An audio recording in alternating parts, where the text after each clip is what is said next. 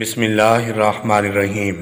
حضرت ارباز بن ساریہ رضی اللہ عنہ سے مروی ہے، وہ بیان کرتے ہیں کہ رسول اللہ صلی اللہ علیہ وآلہ وسلم نے ارشاد فرمایا، بے شک میں اللہ تعالیٰ کے ہاں لوح محفوظ میں اس وقت بھی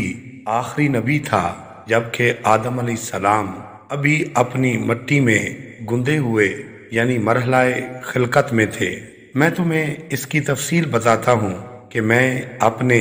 جد امجد حضرت ابراہیم علیہ السلام کی دعا ہوں جو انہوں نے مانگی، اے ہمارے رب، انہی میں سے وہ آخری اور برگزیدہ رسول مبعوث فرما، اور میں عیسیٰ ابن مریم علیہ السلام کی بشارت ہوں۔ انہوں نے کہا، اور اس رسول معظم صلی اللہ علیہ وآلہ وسلم کی آمد کی بشارت سنانے والا ہوں جو میرے بعد تشریف لا رہے ہیں، جن کا نام نامی اسم گرامی آسمانوں میں احمد ہے، اور میں اپنی والدہ کا خواب ہوں جو انہوں نے دیکھا کہ انہوں نے ایک ایسے نور کو جنم دیا ہے جس سے